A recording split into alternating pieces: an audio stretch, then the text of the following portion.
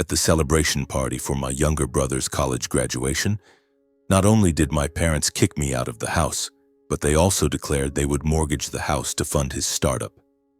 Despite the fact that for the past 10 years I had quietly spent over $80,000 to support them financially. But what happened next was truly something no one could have anticipated. I'm Adam Miller, 28 years old, an assembly line worker at an auto factory in the suburbs of Ohio. My life isn't anything to brag about. I work the night shift, 12 hours a day, standing on the production line, hands tightening bolts until they go numb. The smell of machine oil, the clanging of metal, and the bone-chilling cold of the factory in winter have become a part of me. My monthly paycheck after taxes doesn't leave much to spare, but most of that money I send back to my family for utility bills, health insurance, my dad's medication, roof repairs, heating gas. I keep just enough to get by, or more accurately, to survive. I live in a small, rundown apartment that I share with Jake, a co-worker from the factory. The apartment is in an old corner of town with stained walls and windows that creak with every gust of wind.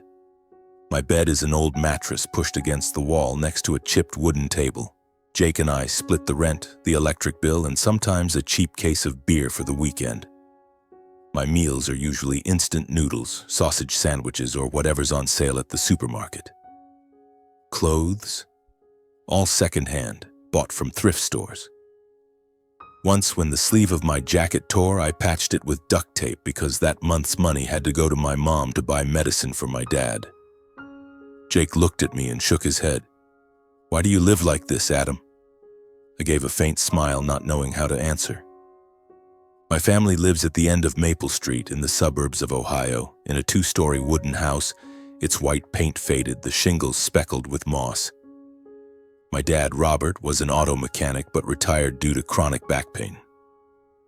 My mom, Susan, used to work part-time as an accountant but now stays home, tending the garden and caring for my dad. Then there's Matthew, my 23-year-old younger brother, about to graduate college with a degree in business. Matthew is my parents' pride and joy, the star of the family. He's quick-witted, charming, and always knows how to make them laugh. And me? I'm Adam, the older brother, the one my parents rely on to keep everything from falling apart. Growing up, our family lived modestly, never with much to spare. The house on Maple Street was all we had. Small, old, but it was home. The wooden floors creaked, the roof leaked, and the water heater was always breaking down. I remember evenings when my mom sat at the kitchen table holding the gas bill, her eyes red. "If we can just get through this winter," she'd say, her voice choked. My dad sat beside her, silent, gripping a cold cup of coffee. Matthew and I were young then, sharing a room with a rickety bunk bed. I liked the bottom bunk because every time Matthew climbed to the top, I'd hear him let out a relieved sigh, like he'd just conquered a mountain. Back then, we were close, like two little buddies who knew nothing of the world. But as we grew older, things changed. When I was 18, I earned a partial scholarship to a technical college. It was the first time I saw my parents look at me with pride. "Adam, you're going to make something of yourself," my dad said, clapping me on the shoulder. But then they called me home one snowy evening, the yard blanketed in white. "Adam, the family's struggling," my dad said, his voice low. "Matthew needs to go to a good school, needs opportunities. You're the older brother, you can help, right?" I looked at them, my heart heavy. Matthew was 13 then, just starting high school, and my parents called him their hope. I didn't see any other choice. I dropped out of college, got a job at the auto factory, and began the life of a factory worker. From then on, I became the family's financial backbone, though no one ever said it out loud. Every month, I sent money home for utilities, property taxes, roof maintenance, health insurance, my dad's medication, winter heating gas. I paid for it all, leaving little for myself. Over 10 years, I calculated I sent nearly $80,000. That number represents my sweat, my sleepless nights, the health I've traded away. Because of me, the house on Maple Street became more stable. The roof was replaced, the walls repainted, the water heater stopped breaking down. My dad bought a flat-screen TV, my mom got flower pots to decorate the yard. Matthew was fully supported, college tuition, a nice dorm, designer clothes, parties. My parents stopped frowning when bills arrived. But me? I still lived in a rundown apartment, still wore torn clothes, still ate instant noodles. I'm not jealous of Matthew, honestly, I just wanted my family to be okay. But sometimes I wondered, do they see me? Do they see Adam hunched over in the factory, living in hardship so they could be comfortable? I remember one time when I came home for dinner, Matthew showed off his new sneakers, $200. Nice, right, Adam? He asked, his eyes sparkling. I nodded, giving a faint smile. Those sneakers were worth my entire month's food budget. My mom looked at Matthew, beaming. My boy's so stylish, she said. I sat there, eating cold cuts, thinking about my duct-taped shoes. No one asked if I was okay, if I was tired. I got used to it. But there were moments that stung, like when I was 16 and won second place in a statewide science competition. I brought the trophy home, excited to show my parents. They nodded, said, "Good job, Adam," then turned to ask Matthew about his school play. Matthew had a minor role, nothing big, but that night they threw a party, inviting the neighbors. I stood in the corner holding my trophy, feeling invisible. From childhood, Matthew was the hope, the star. I was the older brother, the one who had to step aside, to sacrifice. My parents aren't cruel, not intentionally, but they have a way of making me feel like I'm just a tool, a money machine. I didn't blame them, not at first. I loved them, I wanted them to be happy. But as time went on, I grew tired. Tired from sleepless nights, tired from the money I earned through sweat, tired from the feeling that no one saw how I was living. I kept working, kept sending money, kept living frugally. I thought as long as my family was okay, I'd be okay. But deep down, a wound was growing, silently, one I didn't even dare face. Then that day came, the day everything inside me broke, the day of Matthew's graduation party. The party took place on a Saturday evening in the backyard of the Maple Street house. Strings of twinkling lights were strung up, the wooden table was covered with a white cloth, and the mouth-watering smell of grilled meat filled the air. Neighbors, Matthew's friends, and a few relatives gathered in full force, laughing and chatting lively. I stood in a corner of the yard holding a cheap can of beer, watching everyone. Matthew, the center of the party, was dressed in a crisp white shirt, his hair neatly styled, telling some story that made his friends burst into laughter. My mom, wearing a new floral dress, bustled back and forth, her smile as bright as if it were her wedding day. My dad, standing by the grill, slapped the shoulders of old friends, his voice hearty. Looking at my family at that moment, anyone would think we were happy. But I felt like an outsider standing beyond the glow of the lights. In the shadows of the very house I'd poured my sweat into keeping afloat. I was wearing an old frayed collared shirt and my duct-taped shoes. I didn't even want to come, but my mom called 3 times saying, "Adam, this is Matthew's big day. You have to be here." I drove from my rundown apartment thinking I'd just sit for a couple of hours, force a few smiles, and leave. But when I stepped into the yard and saw everyone so jubilant, saw Matthew being celebrated, a heavy feeling pressed down on my chest. I tried to swallow it like I had so many times before. The party was in full swing when my dad raised his wine glass, lightly tapping it to get everyone's attention. "Today is a special day," he said, his voice booming, his eyes shining. "My son Matthew has graduated college. He's not just the pride of Susan and me, but the future of the Miller family." The yard erupted in applause. Matthew stood up, bowing in thanks, his smile radiant. I looked at him, thinking of the years he lived lavishly in his dorm, partying while I slaved away in the factory. I tried to smile, but my lips felt stiff. Then my dad continued, and his next words hit me like a knife to the heart. "To celebrate our boy, Susan and I have decided to mortgage this house to help Matthew start a fashion shop. He's got big ideas, and we believe this is an investment in the future." The yard buzzed with excitement, more clapping, a few whistles. Matthew hugged my dad, then my mom, grinning ear to ear. My mom wiped away tears, saying, "We're so proud of you, Matthew." I stood there, the beer can in my hand ice cold as if the blood in my veins had stopped flowing. Mortgage the house? The Maple Street house? The one I'd poured $80,000 of my sweat into over 10 years to keep standing. Utility bills, property taxes, roof repairs, insurance, medication, all of it came from me. And now they were mortgaging it without a single word to me to fund Matthew's fashion shop. I looked at my dad, my mom, Matthew, hoping someone would turn to me, explain, or at least acknowledge what I'd done for this house. But no. They laughed, they hugged, they basked in the glow of the lights and applause. Anger surged inside me like a fire igniting from smoldering ashes. I didn't want to make a scene, didn't want to ruin the party, but I couldn't stand there silently anymore. I stepped forward, my voice trembling but clear. Mortgage the house? Are you serious? Without even asking me? The yard fell silent. My dad turned, frowning. Adam, what are you talking about? This is Matthew's party. My mom looked at me, her expression half surprised, half annoyed. Matthew smirked as if I were some clown crashing his stage.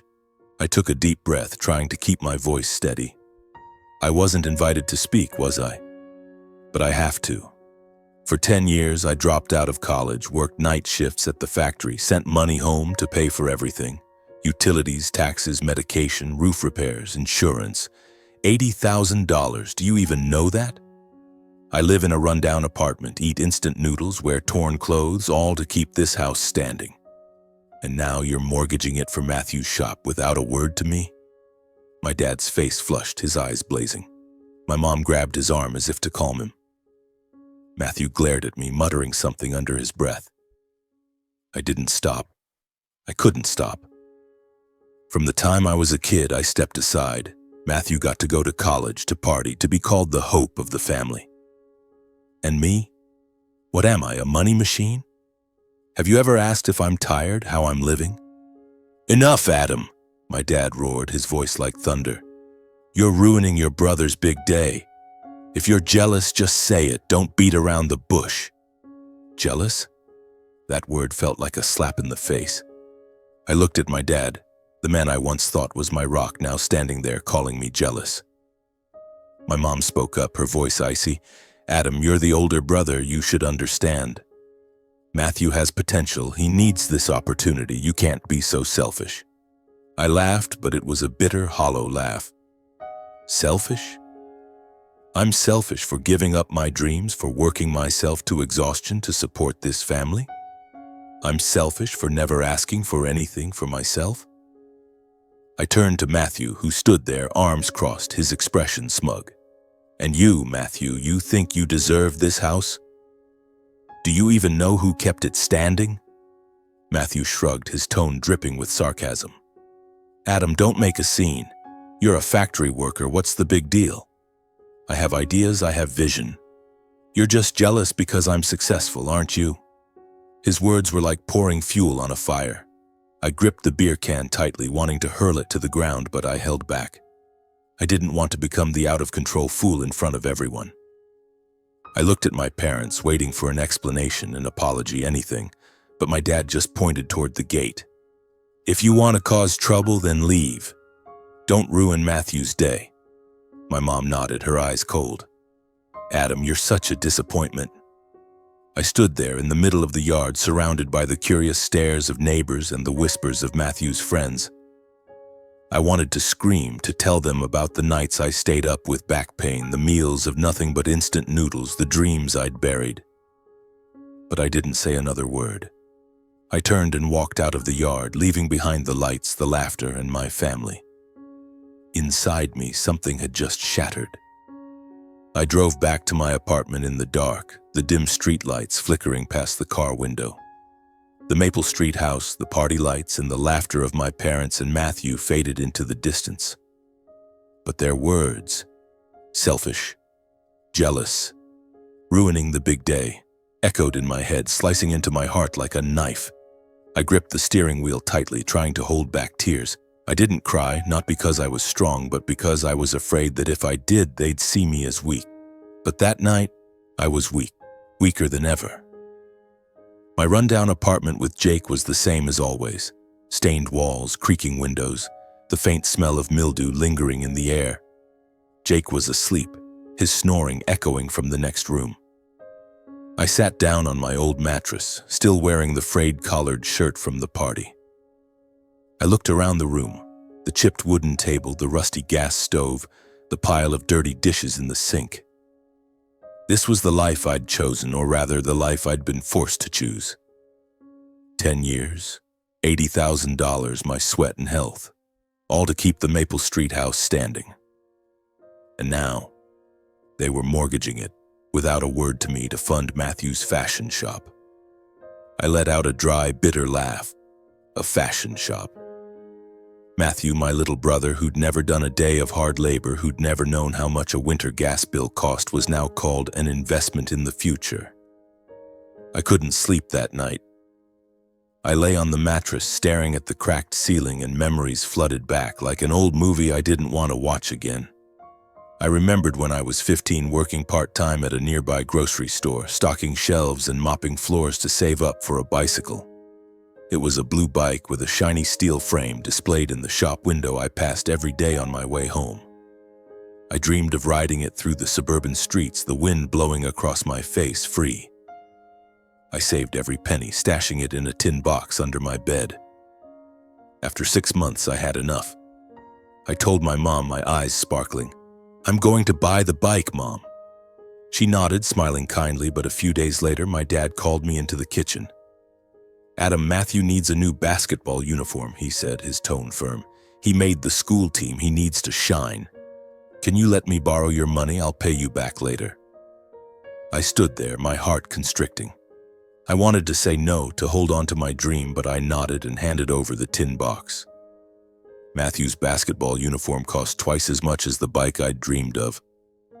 My dad never paid me back, and my mom only said, "You're the older brother, you have to let your brother have it." I never got that bike. Matthew wore his new uniform, beaming on the court, cheered on by our parents. I stood outside the fence watching him, feeling like a shadow.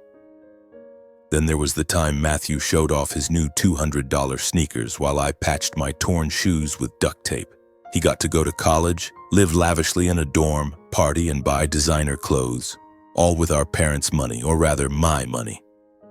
Then he graduated with a business degree, average grades, nothing remarkable. But to our parents, he was the hope, the star. And me? I was the older brother, the one who had to sacrifice. I had to drop out of college despite a partial scholarship because my parents said, "Matthew needs opportunities." I started working at the auto factory, night shifts, 12 hours, my hands aching from tightening bolts. The smell of machine oil, the clanging of metal, the bone-chilling cold, it all seeped into me. My health deteriorated, my back ached, my eyes grew dark circles. I saved every penny, ate instant noodles, wore old clothes, all to send money home. For utilities, property taxes, insurance, medication, roof repairs. $80,000 over 10 years, and not a single thank you. Not a single time my parents asked how I was living. Those memories, piece by piece, were like small cuts that now merged into one large, bleeding wound. I sat up, turned on the light, and looked in the mirror. My face looked older than my age, with dark circles under my eyes, my hair disheveled. I didn't recognize myself anymore. I'd lived in hardship, scrimping and saving to support my family. I gave up my dreams, my health, my self-respect, only to be called selfish and jealous. That night I realized something. I couldn't keep going like this. I couldn't. The next morning I called the bank to check my account. I'd been sending money home regularly every month like a machine. Utility bills, taxes, insurance, medication, home repairs, all went through my account. I looked at the balance, pitifully small after sending most of my paycheck away. I thought about this rundown apartment, my torn shoes, my instant noodle meals. Then I thought about my parents, about Matthew, about the house they were mortgaging without asking me. A cold shiver ran through me, not anger but clarity. I called the utility company, the gas company, the insurance company. "Cancel the services under Adam Miller's name," I said, my voice calm but firm. I called the pharmacy, canceling my dad's medication orders. I contacted the repairman, telling him not to go to Maple Street anymore.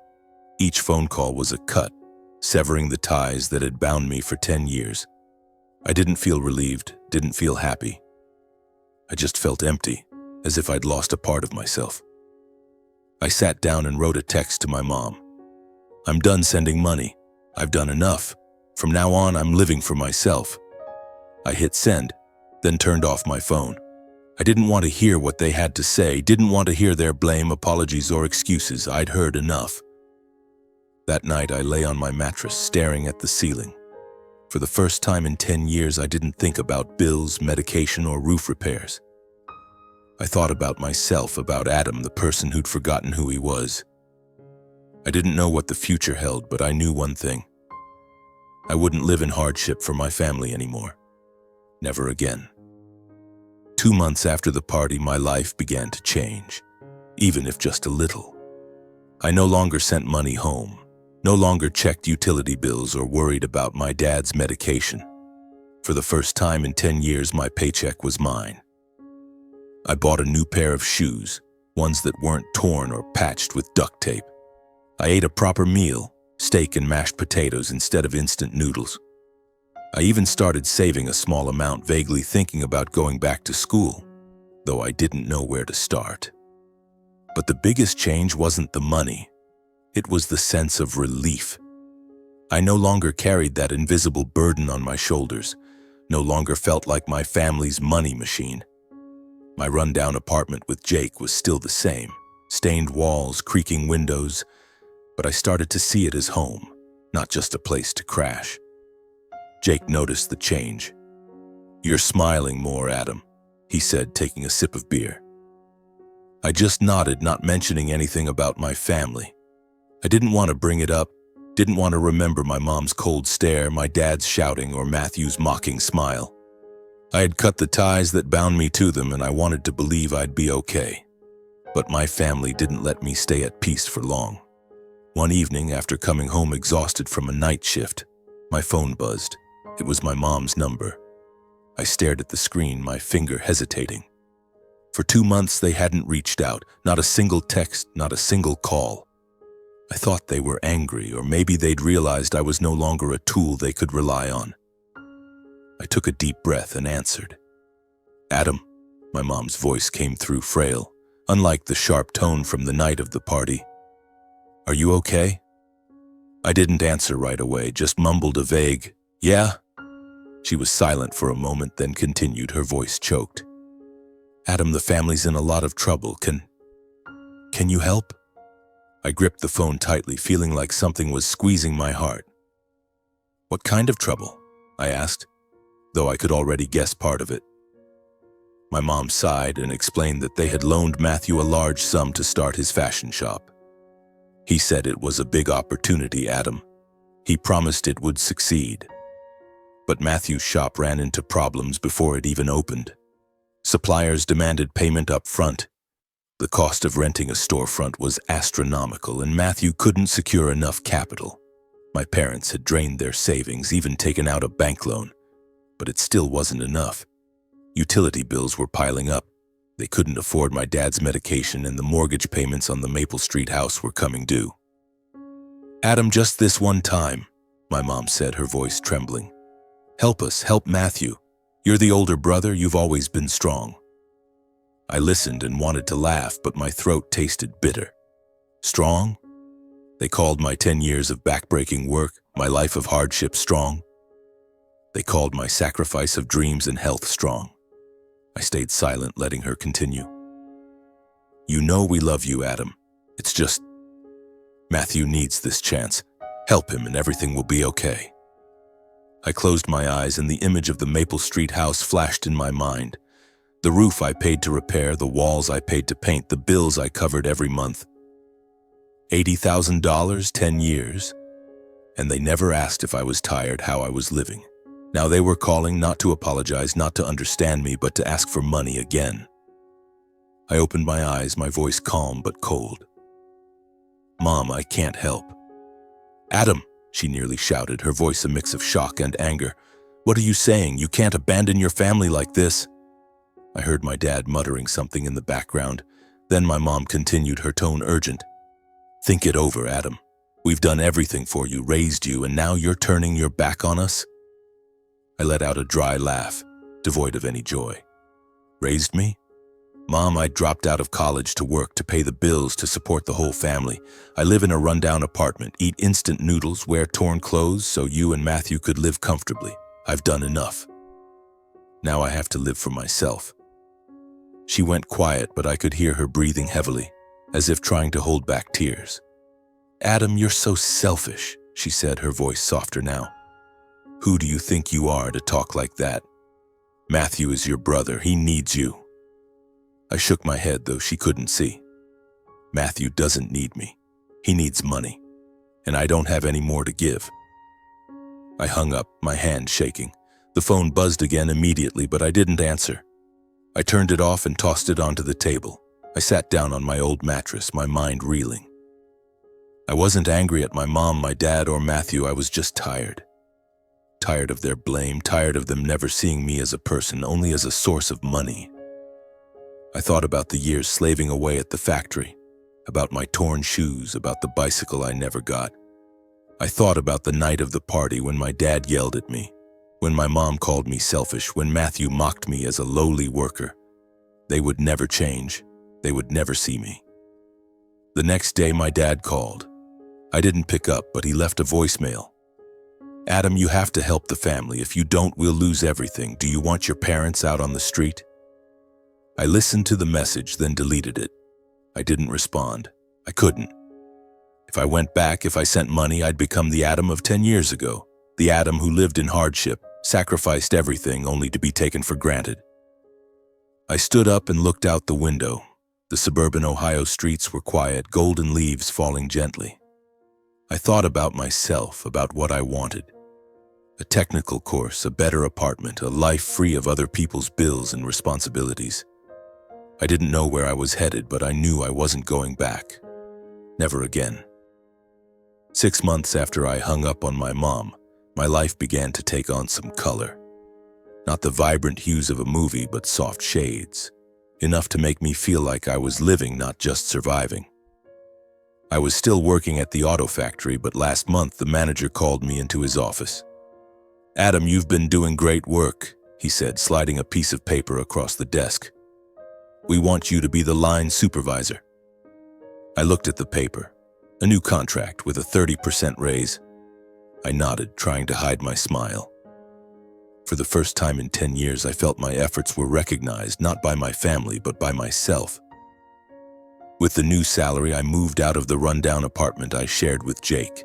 I rented a small place in a quieter neighborhood with windows overlooking a park, walls free of stains and no smell of mildew. It was still simple. 1 bedroom, a kitchen corner, a new wooden table, but it was mine. I bought a decent bed that didn't creak and a small TV, a luxury I'd never considered before. Jake came to visit, looked around, and whistled. You're moving up, Adam, I laughed, handing him a beer. Moving up? Maybe not, but at least I was living for myself.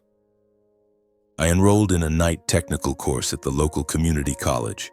3 evenings a week after my shift, I sat in a classroom listening to lectures on circuits and mechanical systems. The numbers, diagrams, and assignments were exhausting, but they also made me feel alive. I'd once dreamed of college, of becoming an engineer. Now at 28, I was starting over, slowly but steadily. Every night I sat at my table, opened my books, took notes, and felt like I was building something, not for anyone else, but for myself. I started saving, not much, but enough to think about the future. A small house, a trip somewhere, or just a rainy day fund so I'd never have to live like before. I ate better, no longer relying on instant noodles every day. I bought new clothes, not just clearance items. I even started jogging in the mornings, breathing in the fresh air at the park. My back hurt less, the dark circles under my eyes faded. I looked in the mirror and saw a different Adam. Not the hunched-over factory worker, but a man rediscovering himself. I didn't contact my family. My phone no longer buzzed with calls from my mom or texts from my dad. I didn't know how they were doing, and for the first time, I didn't feel guilty about it. I had done more than enough, $80,000, 10 years, in my own self-respect. I didn't resent them, but I chose myself. And for the first time, I felt free. One afternoon, as I returned from class, the doorbell rang. I opened the door and was surprised to see Aunt Ellen, my dad's sister, standing there. She wore a gray sweater, her hair tied back neatly, her kind eyes filled with worry. "Adam, can I come in?" she asked. I nodded, invited her inside, and poured her a glass of water. Aunt Ellen had always been close to me, but we rarely saw each other since she lived in the next city, working as a nurse and busy with her own family. I had a feeling she wasn't here just to visit. She sat down, looking around my small apartment, the window overlooking the park, the new wooden table, no longer the musty smell of my old place. "You're really doing okay," she said, offering a faint smile. But that smile quickly faded. She took a deep breath and began talking about my family, her voice low and somber. Without my money, the Maple Street house crumbled like a sandcastle. My parents had poured all their savings and taken out more bank loans to fund Matthew's fashion shop. But the venture failed spectacularly. Matthew chose the wrong location, didn't know how to manage, and suppliers cut ties when he couldn't pay. The shop shut down after 2 months, leaving behind a mountain of debt. Matthew tried to find a job, but with his average degree and smug attitude, no one hired him. Now he was back home, living off my parents, constantly grumbling and blaming everyone else. My parents, nearing 70, couldn't keep up with the mortgage payments. The bank foreclosed on the Maple Street house, the house I'd poured $80,000 into to keep standing. They moved into a small, rundown rental apartment with peeling walls and dripping pipes. My dad, despite his chronic back pain, took a job as a server at a diner, wiping tables and washing dishes, his steps heavy and labored. My mom started cleaning houses for others, her hands trembling from exhaustion. They ate meager meals and couldn't afford my dad's medication. "They're suffering, Adam," Aunt Ellen said, her eyes red. "I feel for them, but I can't help much." I sat silently, feeling as if something were crushing my heart. I pictured my dad, his hair now white, hunched over wiping tables in a crowded diner. I pictured my mom, frail and aging, sweeping someone else's floors, her eyes weary. I pictured Matthew, once the hope of the family, now a bitter failure. Part of me wanted to pick up the phone, send money, and help them get back on their feet. I remembered the days we gathered at Maple Street, my mom's laughter, my dad's deep voice. Despite their unfair treatment, they were still my family. But then I remembered the night of the party, my mom's cold stare, my dad's shouting, Matthew's mocking smile. I remembered the 10 years I lived in hardship, slaving away without a single thank you. My heart was torn, caught between two paths. I looked at Aunt Ellen, my voice soft. "Aunt Ellen, should I help them? I don't want them to suffer, but I'm scared of falling back into that cycle." She took my hand, her eyes firm but warm. "Adam, don't," she said, her voice resolute. "Your parents, Matthew, they're still stubborn. They're not sorry, they don't realize how much they've taken you for granted. They blame you, saying if you hadn't stopped sending money, things would be different. Matthew's even worse. He calls you selfish, says you ruined his dreams. They haven't learned from their mistakes. They only know how to point fingers." I frowned, my heart stinging. "They still blame me?" She nodded, sighing. "Yes. I talked to them, tried to make them see how much you've sacrificed, but they wouldn't listen. They only see you as the reason everything fell apart." She squeezed my hand tightly. "Adam, you've done more than enough. 10 years, $80,000, your dreams. Now it's time to take care of yourself. Build your life, like you're doing now. When your parents and Matthew learn their lesson, when they realize how they've wronged you, then you can decide what's next. But for now, don't go back." I nodded, my eyes stinging. Her words cleared the fog in my mind. I wasn't angry at my parents or Matthew, but I couldn't keep sacrificing for people who didn't value me. She stood up and hugged me. "I'm proud of you, Adam," she said, then left. I stood by the window watching golden leaves fall in the park outside. I thought about my parents, about Matthew, about the Maple Street house that was no longer theirs. Part of me felt sorrow, but a larger part felt relief. I had chosen myself, and this time I wouldn't turn back.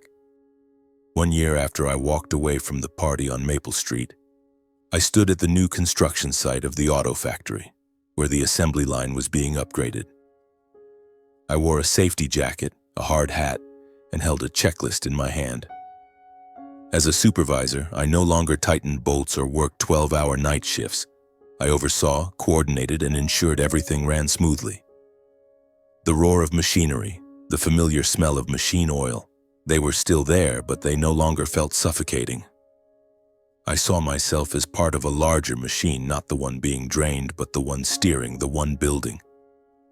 My life now consisted of steady steps forward. My small apartment in the suburbs of Ohio with its window overlooking the park had truly become home. I hung a painting on the wall, a simple scene of a road lined with golden leaves bringing me a sense of peace. I completed the technical course at the community college, earning a certificate, and was now considering further studies to become an engineer. Every evening I sat at my table, opened my books, took notes, and felt like I was constructing something. Not for anyone else, but for myself. I'd saved a modest amount, not much, but enough to dream of a small house in the future or a trip somewhere where I could stand under an open sky and breathe freely. I hadn't contacted my parents or Matthew. After my conversation with Aunt Ellen, I received no further news from them. She mentioned they were still struggling, my parents working odd jobs. Matthew unemployed and bitter. Part of me felt sorrow, but a larger part felt at peace. I had done more than enough, $80,000, 10 years, and my own dreams. They didn't see my worth, didn't show remorse, and I learned that I couldn't change them. I could only change myself, and I thought a lot about justice, about success, about what I once craved. As a kid, I thought justice meant my parents treating me fairly, seeing me the way they saw Matthew. I thought success meant their recognition, being called their pride. But now, standing at the construction site, I realized justice didn't come from others. It came from within, from how I lived, how I rose above my wounds. Success wasn't my parents' proud looks, but the apartment I rented on my own, the certificate I earned through my own efforts, the shoes I bought without needing to patch with duct tape.